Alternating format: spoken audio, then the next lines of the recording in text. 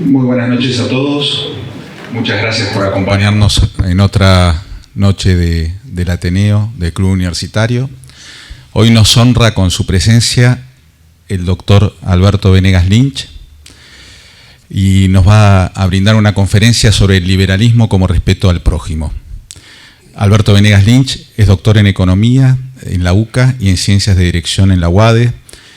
Tiene un currículum muy importante, es presidente de la sección de Ciencias Económicas de la Academia Nacional de Ciencias de Buenos Aires, fue director del Departamento de Doctorado de la Facultad de Ciencias Económicas de la Universidad Nacional de La Plata y durante 23 años rector de SEADE, donde es profesor emérito.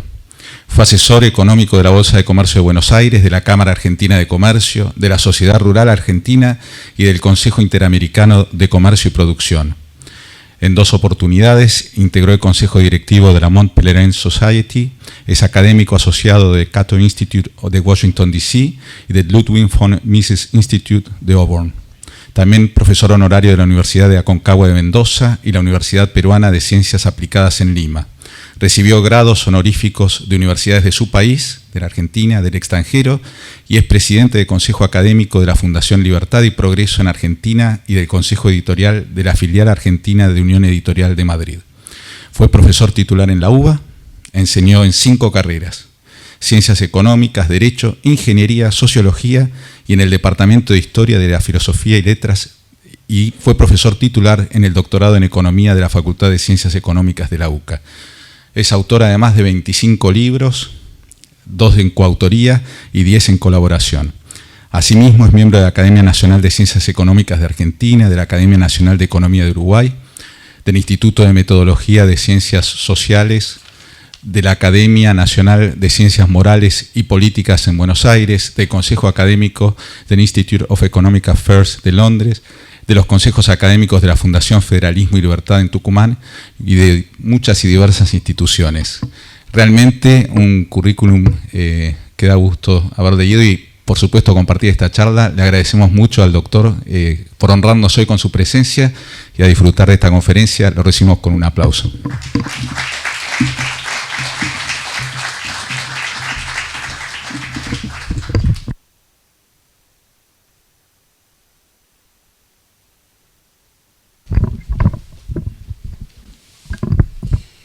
Gracias en primer término por la invitación a este célebre club que me recuerda de mis épocas cuando jugaba al rugby.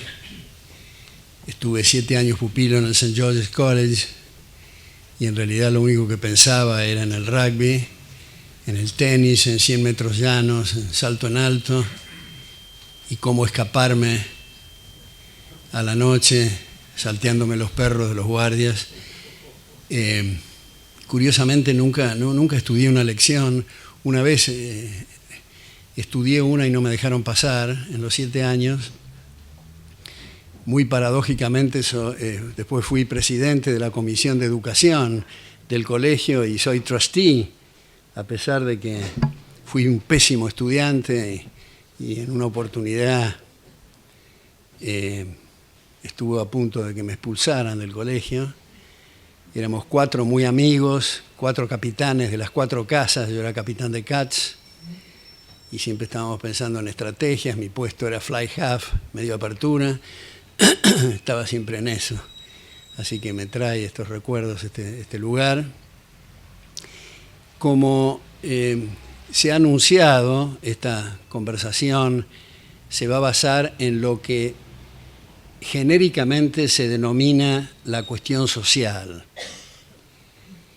Y me parece que para esto, dado el título de esta charla, es de interés subrayar que el liberalismo es una definición que fabriqué hace mucho tiempo y tengo la satisfacción de que otros la han utilizado, es el respeto irrestricto a los proyectos de vida de otros.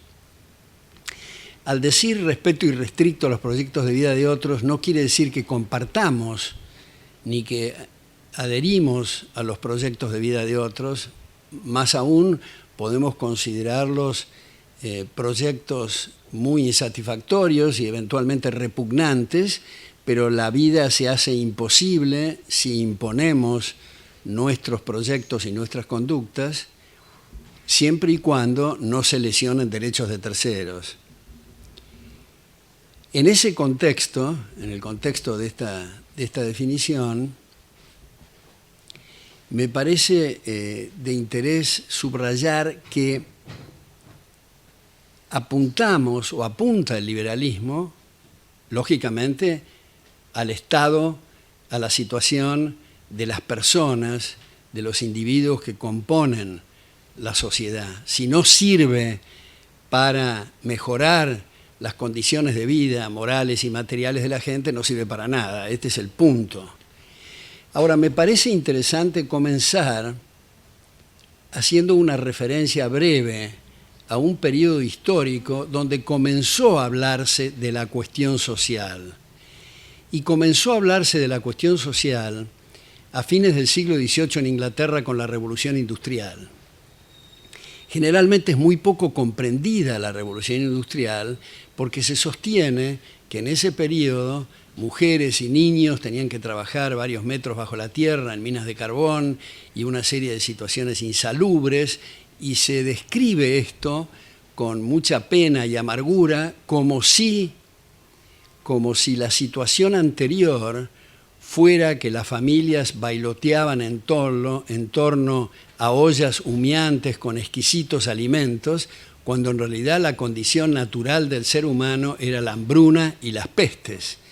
Incluso los señores feudales, digamos en esa época, o reyes, a veces no tenían dientes, no tenían pelo, como Isabel I de Inglaterra, digamos, en el periodo de mayor esplendor de Inglaterra, no había baños, era una situación bastante incómoda, se mudaban de castillos para evitar los olores del castillo anterior, de manera que no había calefacción, no había agua corriente, no había ninguna de las cosas, los medicamentos, el término de vida era de muy jóvenes se morían, cuando no morían en los partos y en las edades muy infantiles.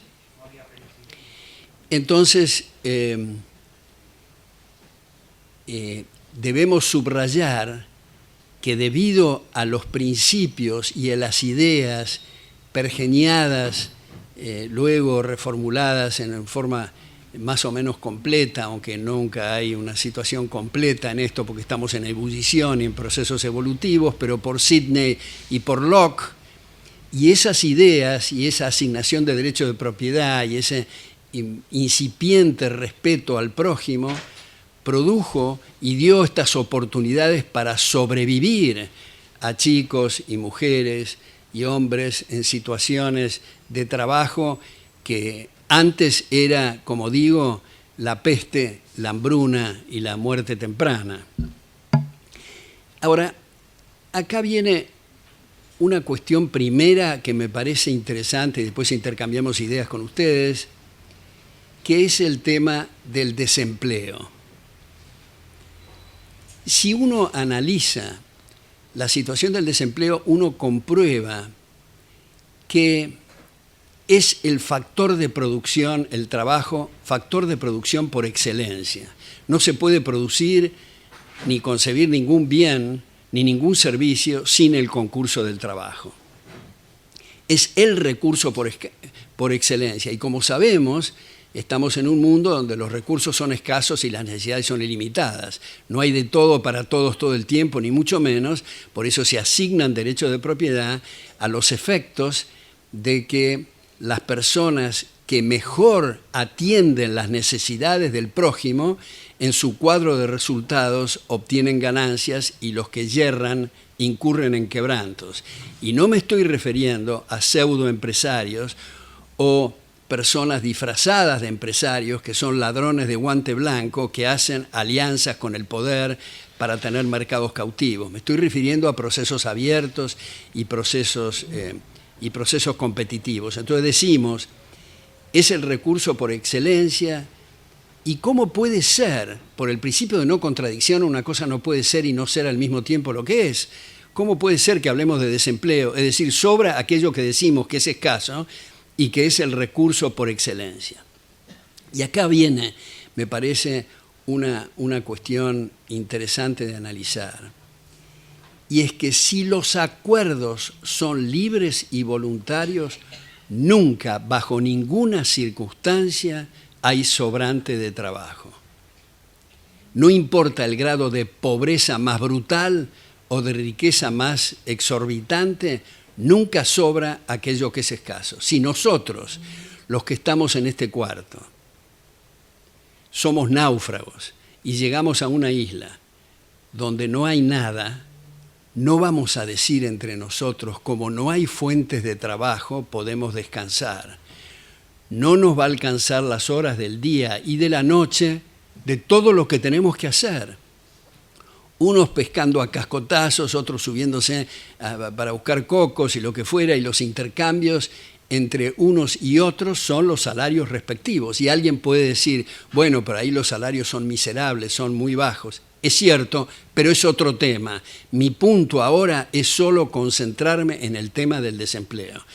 Para situaciones normales, desde luego, aunque Erich Fromm tiene un libro cuyo título es más atractivo que el contenido, que se refiere, el título es La patología de la normalidad. En realidad somos todos anormales. Tenemos desvíos respecto de la media, pero en todo caso lo que quiero decir es que no se trata de una persona que se emplea y sistemáticamente incendia su lugar de trabajo. Probablemente esa persona no encuentre trabajo, pero no estamos hablando de esas situaciones cuando nos referimos a la tragedia del desempleo, no solo para las familias de los desocupados, sino para la economía en general que sufre esos avatares. Entonces, subrayamos en ninguna circunstancia, y cuando estamos hablando de esta isla donde no hay ninguna empresa y nadie que ofrece trabajos, como digo, no nos alcanzan las horas del día y la noche para trabajar. Ahora, ¿por qué es que en la práctica observamos en la Argentina, observamos en Alemania, en Estados Unidos y en distintos países que sí hay desempleo?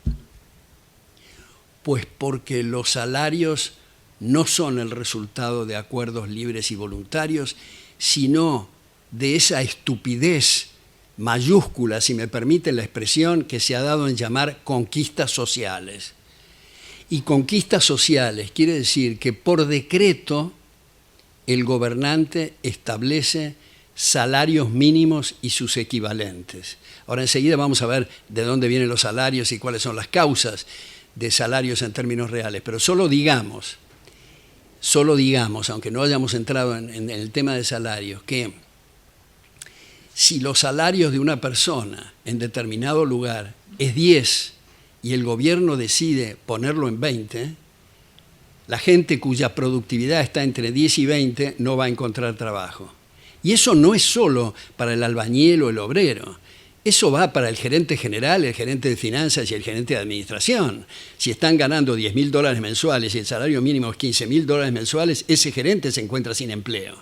Pero generalmente los salarios mínimos no se ponen para el gerente general o el gerente financiero, sino para la gente que más necesita trabajar, que son las primeras que deambulan por la calle debido a esas llamadas conquistas sociales, algunas de las cuales son absolutamente ridículas, como por ejemplo el aguinaldo. Decidir por ley que el año tiene 13 meses es una de las fantochadas e insultos mayores a la inteligencia. Yo creo que puedo competir en una carrera electoral con otras personas diciendo que el año tiene en realidad 27 meses. Pero el tema es que se va a pagar menos durante el año para poder pagar el mes 13. Entonces esas fantasías que se han introducido en el derecho laboral perjudican muy especialmente a la gente que más necesita trabajar. Ahora, sin perjuicio de volver a eso y recibir las críticas y las reflexiones de ustedes, volver sobre el tema del desempleo, quiero ahora referirme al tema de los salarios. ¿De dónde diablos viene esta cuestión de ingresos y salarios en términos reales? ¿De qué depende? Depende única y exclusivamente de las tasas de capitalización. ¿Qué quiere decir tasas de capitalización? Quiere decir instalaciones, equipos, herramientas conocimiento relevante que hace de apoyo logístico al trabajo para aumentar su rendimiento. Recién mencionaba en esta isla imaginaria en que llegábamos nosotros como náufragos, decía pescar a cascotazos. No es lo mismo pescar a cascotazos que pescar con una red de pescar. La red de pescar es un equipo de capital que permite mayores peces por unidad de tiempo. No es lo mismo arar con las uñas que arar con un tractor. Los equipos de capital, las instalaciones, las herramientas, los conocimientos relevantes son los que hacen de apoyo logístico al trabajo para aumentar su rendimiento, ergo aumentar su salario. ¿Por qué es que los salarios son más altos en Canadá que en Uganda? ¿Es que los canadienses son más generosos y en Uganda son más amarretes? ¿Es que depende de la riqueza de los recursos naturales? ¿Depende de los climas? ¿Depende de ese estereotipo bastante repugnante que se ha dado en llamar raza? No hay tal cosa como raza, como sabemos. Hay 4 grupos sanguíneos distribuidos en todo el mundo, todos venimos de África y nuestros aspectos físicos dependen de evoluciones geográficas y localizaciones a través del tiempo. No depende entonces de ese estereotipo llamado raza. Dicho de paso, hay un libro muy interesante, si interesa este tema, de Spencer Wells, que es biólogo molecular de Oxford y de Stanford, que se llama The Journey of Man, donde explica este concepto absurdo de la raza. Por eso es que los sicarios nazis rapaban y tatuaban a sus víctimas para distinguirlas de sus victimarios, porque no hay ninguna forma de establecer esas diferencias. Entonces no es la raza, no es los recursos naturales. Dicho sea de paso, África es uno de los lugares donde más recursos naturales tienen el orbe, y Japón es un cascote, de lo cual es habitable el 20% de ese cascote, de manera que no son los recursos naturales, no es la geografía, no es la suerte, son marcos institucionales civilizados que protegen derechos de la gente para establecer en mayor o menor grado el respeto recíproco a que me acabo de referir. Esa es la diferencia única y exclusivamente entre Canadá y Uganda, o entre La Paz, Bolivia y Houston, Texas. ¿Qué pasa con un pintor de brocha gorda de La Paz, Bolivia, que se muda a Houston, Texas y gana 200 o 250 veces más? Es otra vez un tema de amarretismo del boliviano y de generosidad del texano. No. El texano no tiene más remedio, subrayo, no tiene más remedio que pagar salarios más altos porque las tasas de capitalización se lo exigen. Cuando nosotros observamos en países de alto grado de progreso, y no digo desarrollo, porque desarrollo es una palabra que le gusta mucho a los planificadores estatales, desarrollar es más de lo mismo, se desarrolla un tumor, pero el progreso moral y material no es posible planificarlo, por eso en general no se habla de progreso, pero el progreso hace que en algunos lugares, como por ejemplo, otra vez Canadá y Estados Unidos y otros lugares de Europa, no hay tal cosa como servicio doméstico. ¿Qué les pasa a las amas de casa en esos lugares? ¿No les gusta que lo ayuden? No, no lo pueden pagar, porque tienen que competir con la empresa X o Z y sale muy caro.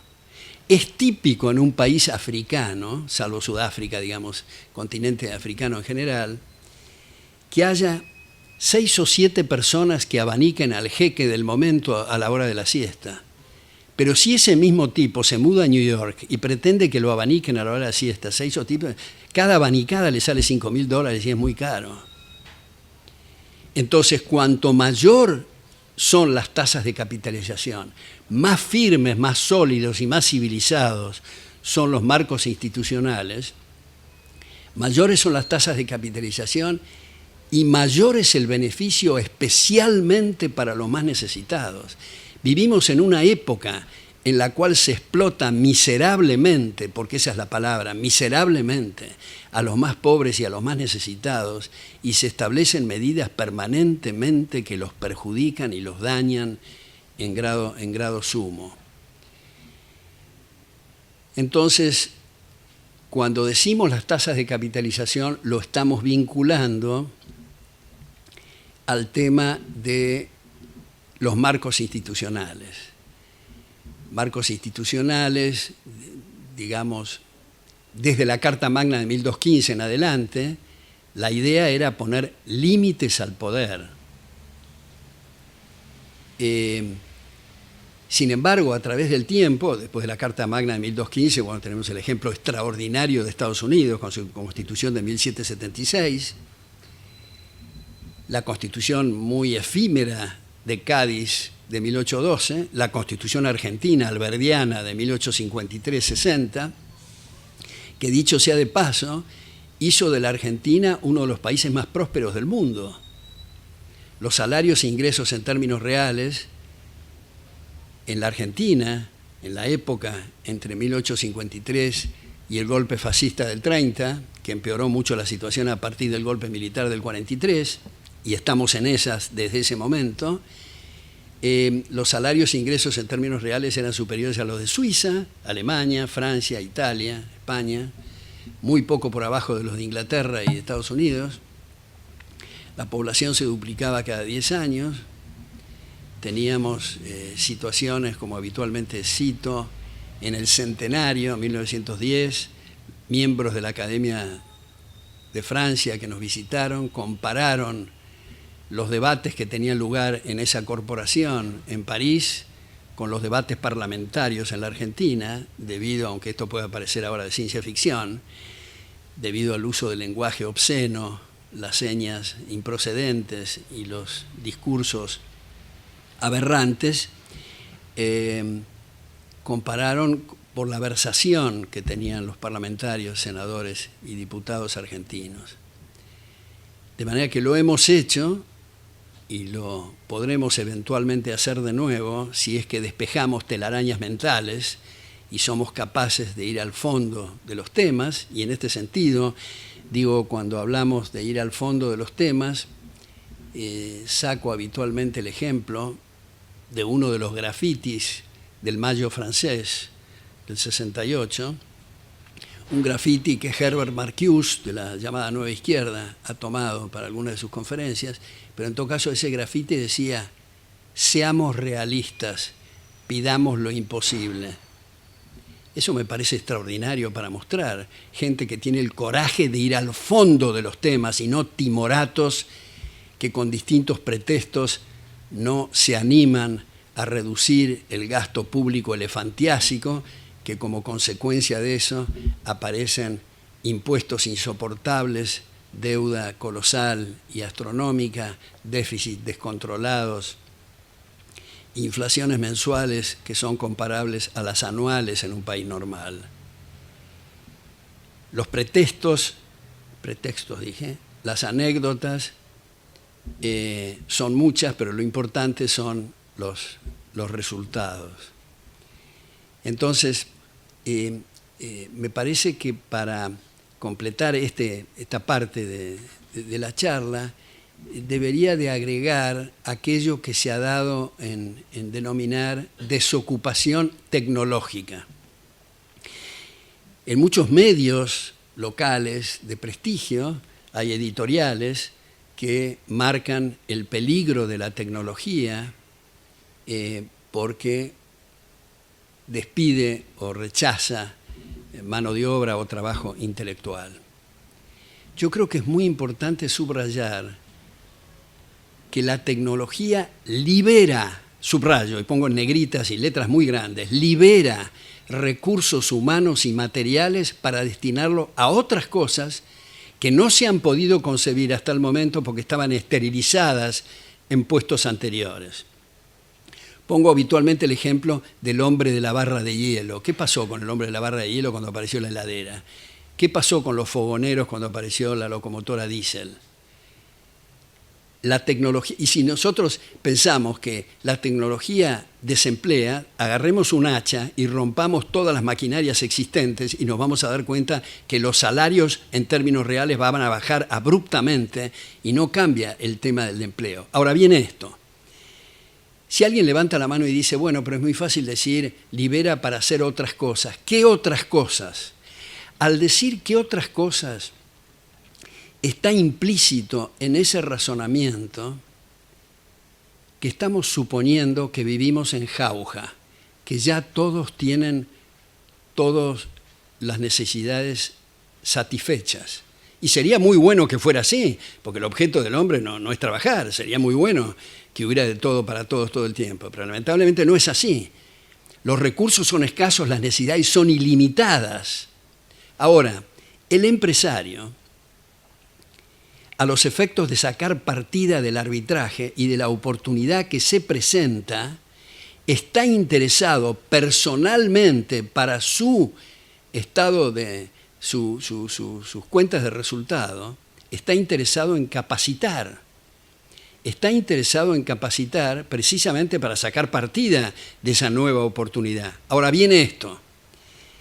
Se va a hacer muy costoso y muy difícil y muy barranca arriba la capacitación o los resultados de la capacitación si tenemos una estructura laboral, como es el caso argentino, fascista, copiada de la Carta de Laboro de Mussolini, que desde Perón en adelante nadie se animó, ni militares, ni civiles, ni de ningún partido, a derogar asociaciones profesionales, convenios colectivos, la financiación de las mafias sindicales, el tema de las obras sociales y demás prebendas y situaciones. Si hay ese bloqueo, esa inflexibilidad en materia laboral, se hace muy difícil el asignar recursos humanos a otras tareas. Y por otra parte, y subrayo muy especialmente esto, si no hay un sistema educativo con la suficiente cintura, con la suficiente flexibilidad y con los suficientes reflejos para comprender que la educación no es algo que decidan burócratas desde el vértice del poder, con esos cargos que también son insultos a la inteligencia como ministro de Economía y de Cultura, sino que comprendamos que la educación tiene que ser un proceso abierto y competitivo y nadie tiene la precisa en cuanto a que hay que estudiar 2 geografías, 2 matemáticas y una historia. Es un proceso de prueba y error en un contexto evolutivo donde unos sostienen que es mejor que los chicos hagan tareas de mediodía, otros piensan que es todo el día, o unos piensan que tienen que levantarse a las 6 de la mañana, otros consideran que es inútil, que es mejor a las 9, y compiten en un... Si hay un proceso educativo flexible y hay un sistema laboral flexible, se hace mucho más fácil, se facilita mucho más la tarea esta que estoy diciendo de la capacitación a través de la tecnología, que incluye desde luego la robotización. Termino con este capítulo para entrar en un último punto, y es que si nosotros efectivamente vemos que no estamos en jauja, muy lejos de ello, ni acá ni en ninguna parte del mundo, lamentablemente nos ha tocado, a lo mejor es un desafío y una oportunidad interesante para debatir esto, pero nos ha tocado un mundo muy difícil, Tenemos en Europa el resurgimiento del nacionalismo. Las últimas elecciones en Alemania, 88 neonazis ocuparon escaños en Alemania. En Estados Unidos tenemos este personaje con su estilo capilar tan extravagante, y además tan extravagante en otras cosas, como ha dicho su ex secretario del Tesoro, Rex Tillerson, no tiene la menor idea de lo que significa el comercio libre. Entonces ataca a sus aliados tradicionales y tiene estos conflictos con China y otros lados, un proteccionismo realmente alarmante que parece y nos recuerda, y no hago cosas ad hominem, pero me viene el nombre de Aldo Ferrer con la cosa troglodita de vivir con lo nuestro. Es lamentable eso en Estados Unidos, lo que ocurre en algunos países latinoamericanos, como por ejemplo Cuba, Venezuela, Bolivia, Nicaragua. Lo que ocurre lamentablemente en el Vaticano, con un papa peronista, partidario del estatismo y la socialización. Ahora en Asís, del 26 al 28 de marzo, va a haber un congreso de economía a la luz de las ideas del Papa Francisco, que recordemos que su mentor fue Monseñor Angelelli, quien celebraba misas bajo la insignia de los montoneros. Entonces, la situación no es fácil, puede ser un mayor desafío para ir al fondo de las ideas y expresar distintas filosofías. Pero en todo caso, en este mundo decimos, no hay de todo para todos todo el tiempo y por lo tanto hay que asignar derechos de propiedad. Pero cuando se asignan derechos de propiedad, aparece este fenómeno. Y es que resulta que Juan tiene más que Pedro. Entonces viene un fenómeno realmente espantoso, horrible, corrosivo, que es la envidia. ¿Por qué Juan tiene más que Pedro? ¿Por qué no le sacamos a Juan y le damos a Pedro?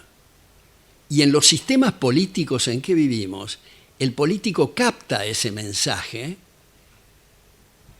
y lo lleva a la práctica y propone la llamada redistribución de ingresos, que implica volver a distribuir por la fuerza lo que voluntariamente hizo el mercado en forma pacífica, es decir, lo que hicimos todos los días nosotros en los supermercados. Estamos asignando y distribuyendo recursos. Hay un economista, Senior Research Fellow de Stanford, Thomas Sowell, que dice que nosotros los economistas no deberíamos de hablar más de distribución, porque los recursos no se distribuyen, se ganan. Cuando hablamos de distribución parece que hay un bulto ahí que alguien tiene que distribuir. Y la asignación se hace en la medida que compramos cada uno de los productos en el supermercado. Ahora, ¿cómo hacemos con este fenómeno de la envidia y con el fenómeno político? Porque no me quiero poner peyorativo con los políticos, pero los políticos son cazadores de votos. El político que se pone a pontificar y a hablar de cosas que nadie entiende ni comparte, está perdido como político. Tiene que ver qué es lo que el mercado electoral le demanda, sea en un segmento, sea en general, en fin. Es la función opuesta al académico, opuesta a la del profesor. Si el profesor asume la cátedra e investiga qué quieren oír sus alumnos, está perdido como profesor. El profesor sí tiene que marcar un rumbo distinto del que están contestes los alumnos.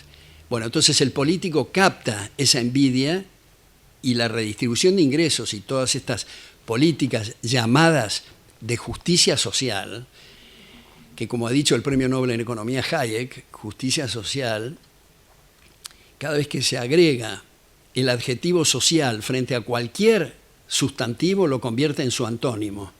Justicia social quiere decir que le van a sacar a los que les pertenece para darles a los que no les pertenece, lo cual es contrario a la definición clásica de justicia de dar a cada uno lo suyo, según la definición romana clásica de Ulpiano. Lo mismo con constitucionalismo social, derechos sociales, en fin. Entonces, ¿cómo puede hacerse? Bueno, queda el recurso que hablábamos antes de la educación. Pero tenemos otro problema con la cuestión de la educación.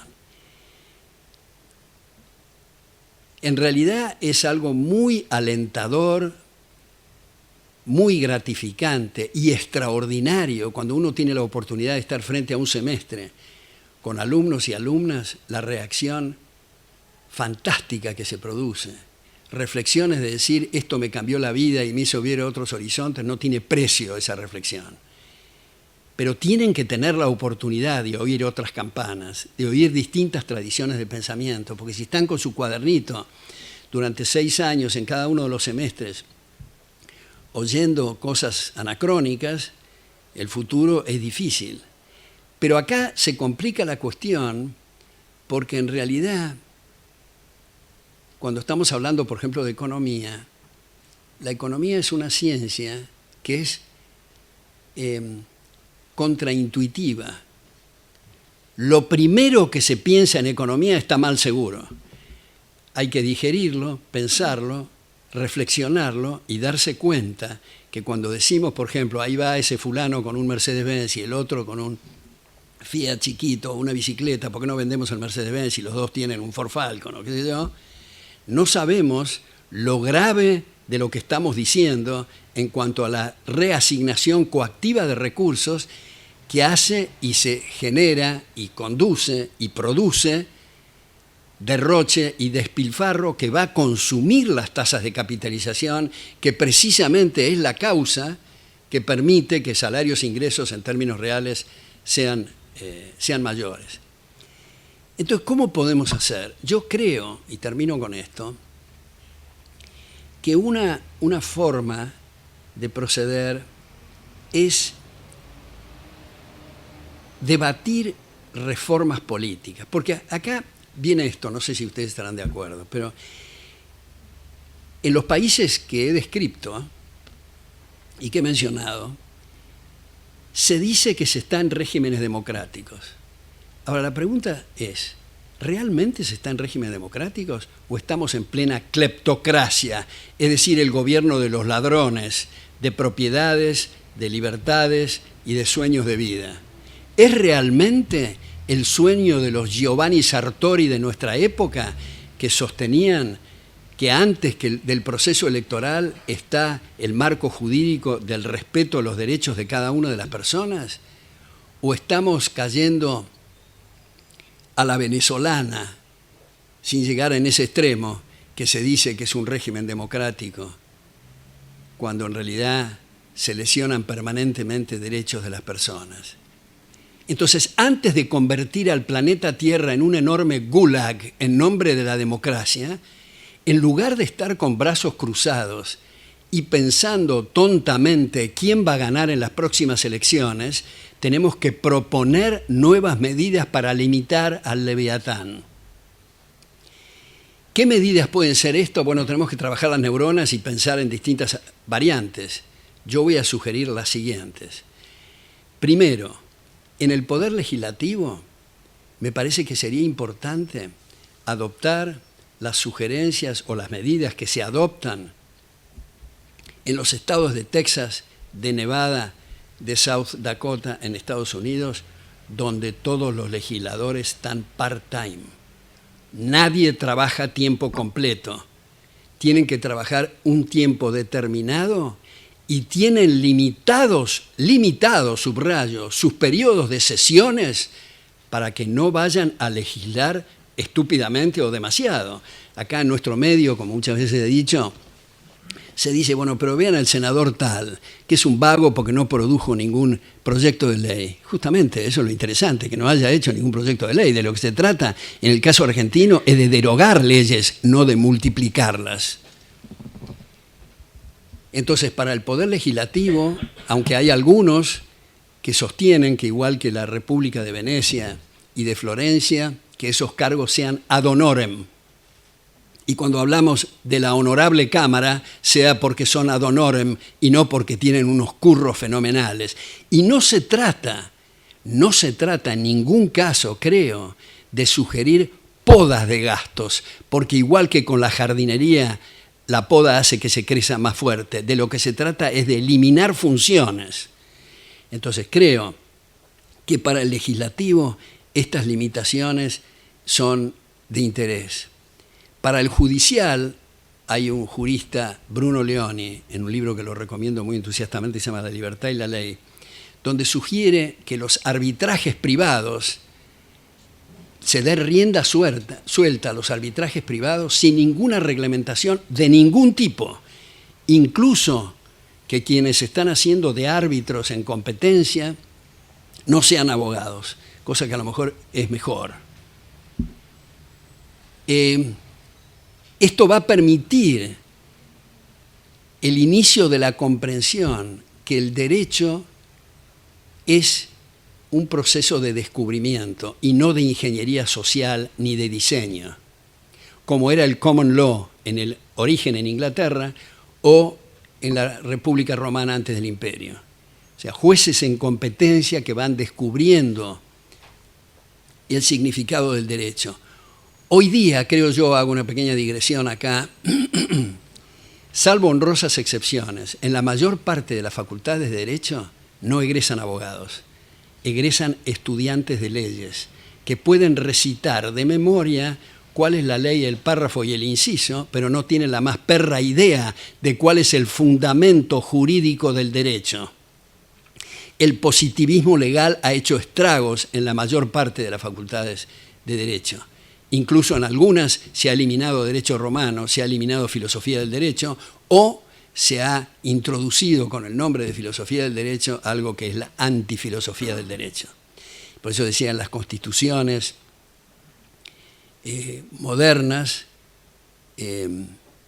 es una lista de aspiraciones, de deseos, y no de derecho en la mejor tradición del constitucionalismo en los casos que mencioné de la Carta Magna de la Constitución de Estados Unidos, la Constitución de Cádiz y el caso argentino. Hay un ejemplo que habitualmente pongo, y a mi mujer que está acá no le gusta que lo ponga, pero lo pongo porque ilustra mucho, y es en Nicaragua, en Ecuador, la Asamblea Constituyente, afortunadamente no prosperó esto, pero la Asamblea Constituyente sugirió seriamente incluir en la Constitución el derecho al orgasmo de la mujer, para mostrar el grado de estupidez a que se ha llegado. En el caso de Brasil, en la Constitución anterior a la que actualmente está vigente, uno de los artículos establecía cuánto debe ser la tasa de interés en términos reales. Eso es mostrar que no se tiene la menor idea de lo que significa el aparato estatal. Más aún, un ex profesor mío en Estados Unidos, Leonard Reed, sugería con razón, con mucha razón, él decía, los constituyentes americanos nos equivocamos al utilizar la palabra gobierno, porque gobierno es dirigir y mandar, y cada uno se tiene que dirigir y mandar a sí mismo. Debería de haberse llamado agencia de seguridad, porque lo contrario, decía Reed, es lo mismo que si el guardián de una empresa le llamamos gerente general. Es un error. Entonces esto, terminológicamente, que puede parecer como una cosa secundaria, pero como ustedes saben, el lenguaje sirve principalmente para pensar y secundariamente para transmitir ideas. El pensamiento se restringe y se contrae si no utilizamos adecuadamente el lenguaje. Y por último, sugiero algo que les va a llamar a ustedes poderosamente la atención, e incluso pueden dudar de mi sanía mental. Es un párrafo, un pasaje muy poco citado de Montesquieu, del Espíritu de las Leyes, donde sostiene y dice textualmente, Montesquieu, para aplicarlo al Poder Ejecutivo, que la elección por sorteo está en la índole de la democracia. Entonces, ¿cómo por sorteo? ¿Cualquiera puede ser gobernante? Sí, cualquiera. Que tenga mayor de 18 años, que quiera competir en el gobierno, que sepa leer y escribir, aunque eso no es tan importante dada la estructura de los políticos actuales. Pero entonces quiere decir que el portero de este edificio puede ser gobernante el mozo del restaurante, un economista. Sí. ¿Cuál va a ser el incentivo, según la línea de Montesquieu? Defendernos. Enseguida tenemos que defender. ¿Qué quiere decir defendernos? Tener marcos institucionales que protejan nuestra vida y nuestra libertad. Y eso es lo que se necesita. Porque Karl Popper, en La sociedad abierta y sus enemigos, lo critica a Platón, que hace la apología del llamado filósofo rey. Nada de filósofo rey. Lo importante son las instituciones y no los hombres. Entonces Popper insistía en el tema institucional para, y pongo comillas, dice textualmente Popper, para que el gobierno haga el menor daño posible. Tener instituciones fuertes. El caso de Suiza, por ejemplo, puede ser un ejemplo. Nadie sabe quién es el primer ministro ni el presidente y nadie le interesa, eventualmente. El tema son las instituciones y no los caudillos locales, ni los líderes. Cuando en el mundo empresario se dice se va a hacer un ejercicio para liderazgo, a mí es una palabra que me hace recordar al Duce y al Führer, el líder. A mí me parece que cada uno tiene que ser líder de su persona. En todo caso son referentes, que es una muy buena expresión. pero no líderes. Muchas gracias.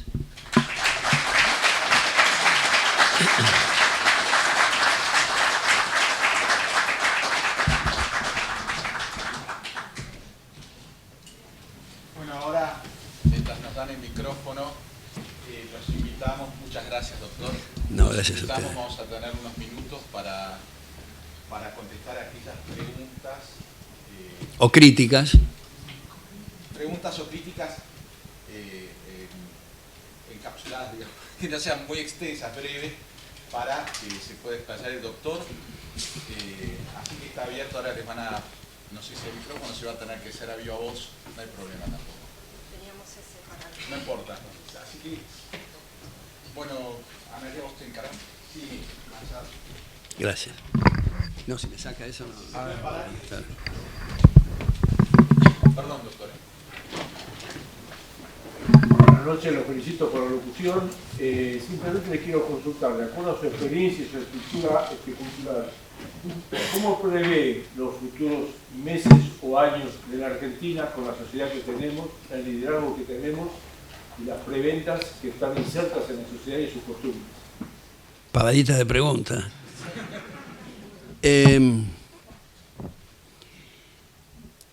Yo creo que el actual presidente ha desperdiciado una oportunidad extraordinaria. Creo que su inicio con ese bailecito pornográfico con la banda presidencial en la Casa de Gobierno no fue algo digno de una república. Su primera medida fue aumentar los ministerios, su segunda medida fue intentar nombrar a 2 ministros de la Corte por decreto, y luego lo que me intercalé en esta conversación, el aumento del gasto público, el aumento de los impuestos, la deuda, el déficit, el proceso inflacionario. De todas formas, nos han puesto a los argentinos en un dilema. Yo personalmente pienso que estamos frente a la inoperancia versus el abismo. Creo que si fuimos capaces de salir de la tiranía rosista y el caudillaje en la Argentina, la barbarie según Sarmiento, para tener esta constitución fundadora extraordinaria y que produjo los resultados que comenté y muchos otros que no comenté, creo que tenemos que ser capaces de revertir eso. Es muy difícil la situación. Yo cuando veo las medidas que se toman en el Banco Central, y primero $10.000, después 5.000, después el permiso de 5 días y 2 y 3 y para atrás y para adelante, circulares telefónicas y escritas, parece confeccionada por los 3 chiflados esto. Es triste, es lamentable, creo que se necesita el coraje. No digo, como dije hace poco, como escribí hace poco en un artículo en La Nación, no digo que se hagan las cosas que nosotros los liberales venimos sugiriendo y machacando y repitiendo hace tiempo, pero por lo menos algo en la dirección que me he referido para reducir el elefantiásico aparato estatal que nos está asfixiando a todos.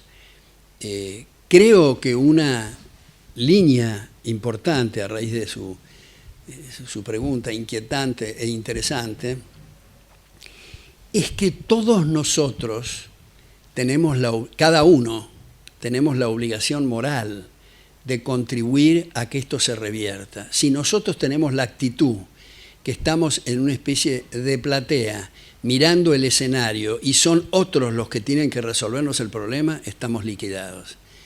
Creo que una buena línea es preguntarnos esta noche qué hicimos hoy para que las cosas cambien. Yo creo que un método interesante que se ha aplicado y se aplica mucho, no lo suficiente en la Argentina, son esos ateneos de lectura donde se reúnen 5 o 6 personas, uno expone, el resto debate, con un libro que tenga un abanico de distintos temas, y al año siguiente cada uno de los 5 tiene a su vez grupos de 5 y así sucesivamente. Y en este sentido quiero destacar y subrayar con mucho énfasis lo que hoy ocurre en la Argentina. Ahora, pasado mañana, voy a Tucumán. Voy a hablar en la Universidad del Norte, Santo Tomás de Aquino, patrocinado por la Fundación Federalismo y Libertad, donde también voy a dar un seminario ahí. Esa Fundación Federalismo y Libertad, junto con la Fundación Bases de Rosario, la Fundación Libertad de Rosario, la Universidad de Aconcagua, que acá mencionaron, de Mendoza, la Fundación Alberdi en Mendoza, el Club de la Libertad en Corrientes, la Fundación Libre en Córdoba, Libertad y Progreso en Buenos Aires, son chicas y chicos que hacen unos trabajos extraordinarios. Sus tesis doctorales, sus artículos, sus escritos, sus clases son notables.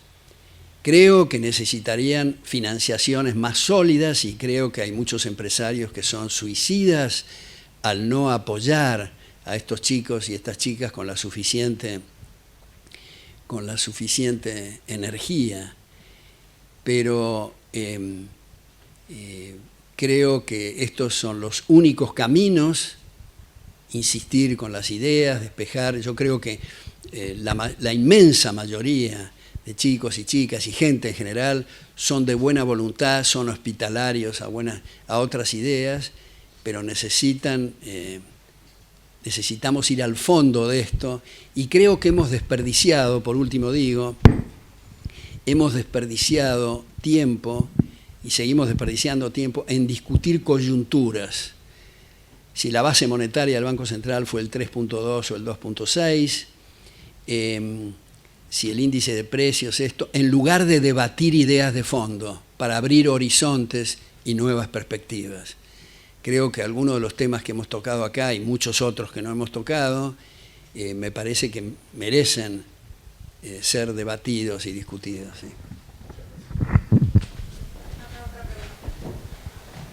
Sí, ¿podría aclarar o abundar en el concepto de tasa de capitalización y por qué eleva el nivel de los salarios?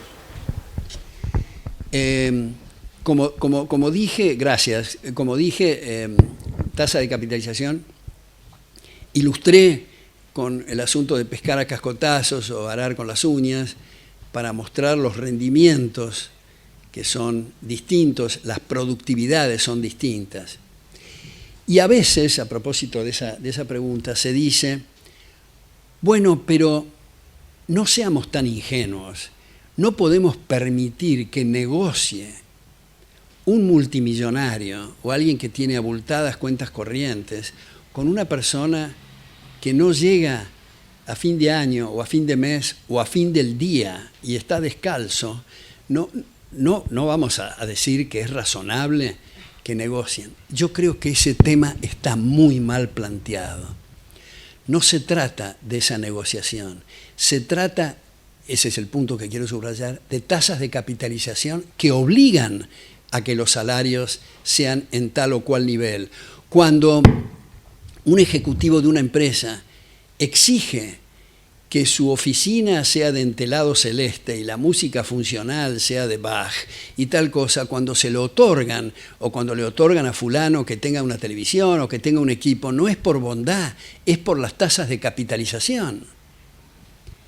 Entonces, cuando observamos estas dos personas así caricaturizadas, dibujadas, imaginemos, otra vez doy un nombre acá, supongamos George Soros, un multimillonario que llega a la India y pregunta, ¿cuánto cuesta pintar mi casa? Y le dicen 1.000. Entonces él contesta, como yo soy multimillonario, voy a pagar 100. El mercado le va a decir, a mí qué diablos me importa lo que tiene en la cuenta corriente, o paga 1.000 o no pinta su casa. Las tasas de capitalización obligan a que los salarios e ingresos en términos reales sean de determinado nivel. Cuando un inmigrante llega a Estados Unidos o un inmigrante llega a Alemania, digamos, es completamente distinta la situación cuando ese inmigrante llega a Mozambique o llega, como digo, a Uganda o llega al Líbano. ¿Qué pasa ahí? Los salarios son más bajos porque las tasas de capitalización son más bajas. Entonces, captar ahorro interno y externo, porque como ustedes saben, el capital no tiene patria. El capital va donde el binomio seguridad-rentabilidad sea óptimo. Y no es qué malos que son porque sacaron sus recursos. No, qué bueno que los salvaron. De lo que se trata es de preguntarse por qué diablos se van de este lugar y van a otro lugar. Digamos, un elemento interesante a mí me parece para ver es lo que se llama los movimientos migratorios observando los pies de la gente. ¿La gente va desesperada a Cuba o va desesperadamente a Miami? ¿Qué pasaba con Alemania Oriental y Alemania Occidental?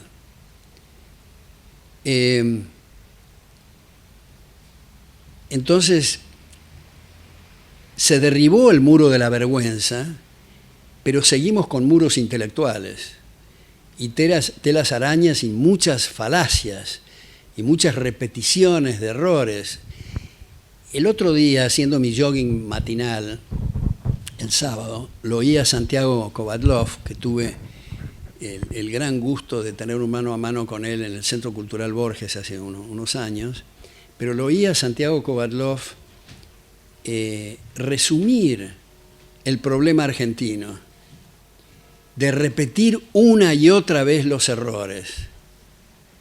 Tenemos, decía Kovadlov, la pasión por la monotonía. Hace 70 años que venimos en la misma estupidez. Y nuevamente observamos que los candidatos en general repiten las mismas recetas. Entonces creo que para revertir esto, yo muchas veces he dicho a colegas, cuando alguno ha dicho, pero ¿cómo puede ser que no se entienda esta idea? Yo creo que tenemos que hacernos cada uno de nosotros nuestro examen de conciencia. Y en lugar de decir, ¿por qué diablos la gente no entiende? Tenemos que decir, ¿por qué diablos soy tan inepto para pasar el mensaje? Y como somos más benévolos con nosotros mismos que con los demás, eso ayuda a hacer los deberes, tranquiliza los nervios y nos hace decir o hacer un próximo artículo, un próximo ensayo, un próximo libro, una mejor clase. Entonces, revisarnos nosotros mismos y decir que hay mucha gente que es de buena voluntad, que son honestos intelectuales, que no entienden ni comparten los principios liberales. ¿Y por qué es eso? Porque estamos pasando muchas veces mensajes equivocados y usamos lenguajes, me parece, equivocados. Por ejemplo, y no quiero excederme acá en la pregunta esta, pero por ejemplo, cuando se habla, tenemos que hacer un ajuste. No, tenemos que liberar los bolsillos de la gente para liberarnos del ajuste que venimos soportando hace 70 años. Tenemos que hacer políticas de shock. No, tenemos que sanear la economía. Ya bastante shock tiene la gente desde que amanece hasta que se acuesta, para lograr un shock más. ¿Cómo vamos a ganar elecciones diciendo que hay que hacer un ajuste y hay que hacer más shocks? Me acuerdo, no, en este caso no lo voy a mencionar, pero en casa estaba un amigo que publicó un artículo en La Nación hablando sobre el ajuste y estaba muy quejoso porque el caricaturista había hecho una imagen de la Argentina y en el medio de la Argentina con un cinturón y salían chorros de sangre de ese cinturón para ilustrar el artículo sobre el ajuste. Y yo le decía a mi amigo, eso es tu responsabilidad, porque vos usaste esa expresión y el que está dibujando está expresando lo que estás diciendo. Entonces, creo que tenemos que multiplicar el esfuerzo cada uno de nosotros si queremos cambiar y no simplemente preguntar a otros cómo resolvería el problema, cómo lo resolvería yo. Bueno, no me parece el asunto de la elección por sorteo, no me parece la cuestión del poder legislativo, no me parece el tema del judicial. ¿Qué les parece entonces? Pero no digan nada. No estemos con los brazos cruzados esperando otra vez la próxima elección. Una última pregunta.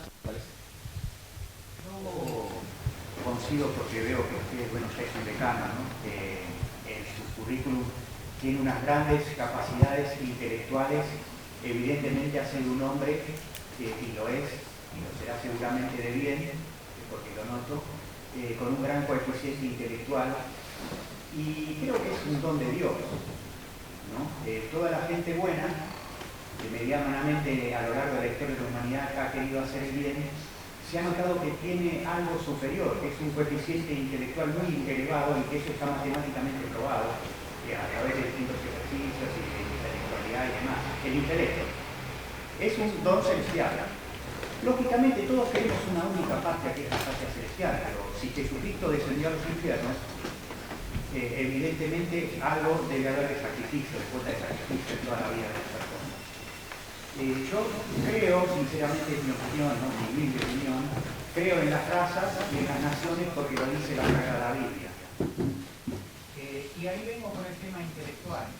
Jesucristo es el gran mediador, el medium de todos los medios, es el Dios hecho hombre para nosotros, especialmente los cristianos, los que creemos, como yo, y ha venido a liberar a la humanidad, liberarla de un pecado original, de mal constante y demás. Y eso viene de grandes problemas intelectuales, o sea, el intelecto otra vez es un don de Dios. Por lo tanto, cuando la Biblia dice, usemos cada uno de nosotros los dones a favor de la humanidad, yo lo que veo en este momento a nivel de liberalismo internacional es un grave problema intelectual, que son los derechos de la propiedad intelectual, incluyendo, y voy a ser muy amplio en esto, ¿no? Para no extenderme en el tema. Pero, perdón, señor, perdón. El problema de las patentes pendientes. Necesitamos que sea una pregunta. No, es una opinión en general. Pero no, es un espacio de preguntas. Ya voy al tema. No, una pregunta. El problema de las patentes pendientes que hay y el problema de cómo se bastardean las licencias, y para dar un ejemplo claro, bueno, hay muchas en Estados Unidos, más de 8.000 patentes pendientes en el registro, y ese es un problema de organización de los estados. Es un momento para preguntas. Usted quiere hacer una pregunta. ¿Usted cómo ve el problema del bastardeo de la propiedad intelectual, de las patentes, la gran cantidad de patentes pendientes que hay a lo largo del mundo, especialmente en el sector? Bueno, en primer lugar le agradezco mucho lo primero que dijo porque me agranda enormemente el ego. Pero quiero recordar una frase de Einstein, es que todos somos ignorantes solo que en temas distintos. Creo que respecto de los coeficientes intelectuales ha habido un gran avance en esto y es rechazar esa idea en favor del concepto que todos somos inteligentes, solo que para temas distintos. Cuando alguien da una conferencia y en la primera fila hay un fulano que se están durmiendo, la primera reacción es, ¿cómo puede ser que no entienda lo que estoy...? No, están interesados en otra cosa, en calcular los vientos. Algunas cosas pueden ser útiles, otras cosas no son útiles, pero eso es lo interesante de la educación, el poder dirigirse y personalizar en cada individuo, sacar potencialidades que son únicas e irrepetibles en la historia de la humanidad, cada uno de nosotros.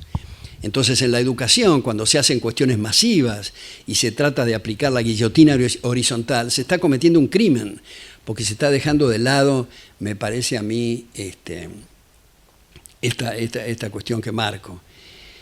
Dos últimos puntos. Primero, entiendo que el credo ha sido modificado y ya no bajó a los infiernos, Jesús.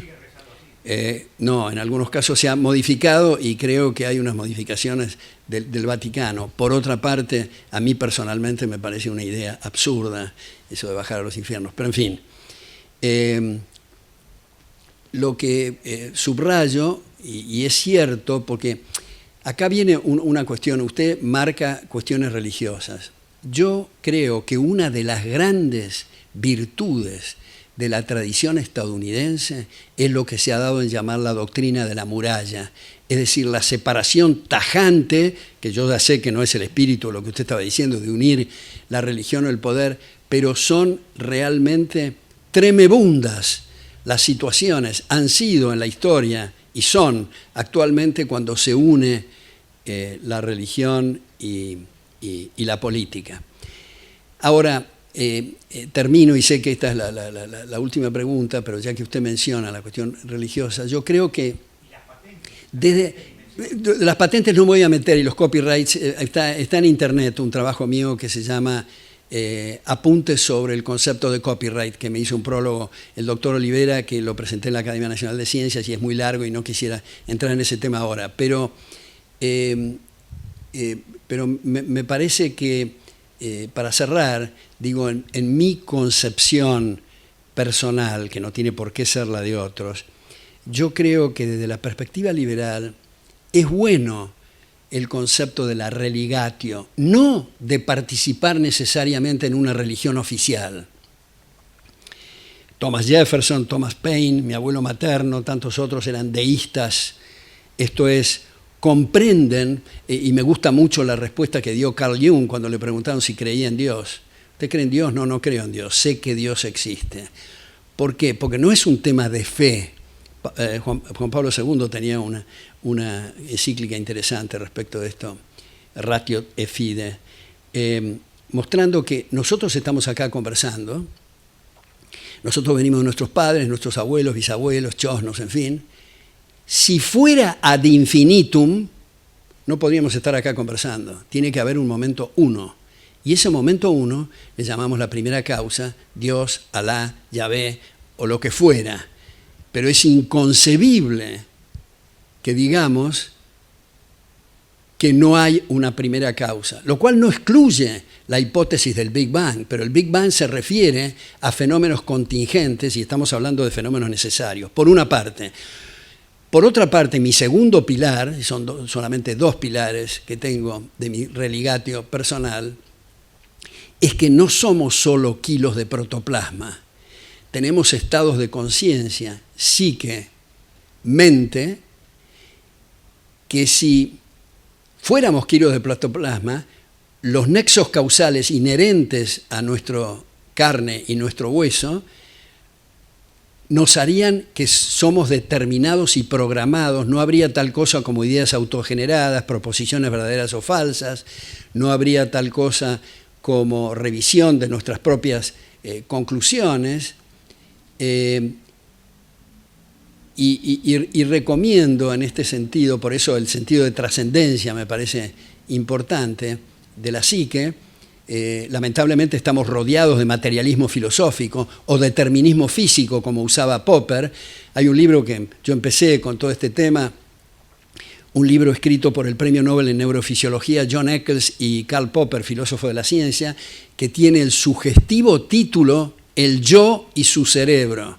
Una cosa es el cerebro y otra cosa es el yo o los estados de conciencia, porque no somos loros complejos, pero loros al fin, sino que somos seres humanos que tenemos la gran virtud de todas las especies conocidas, no sabemos las desconocidas en el universo, de tener libre albedrío.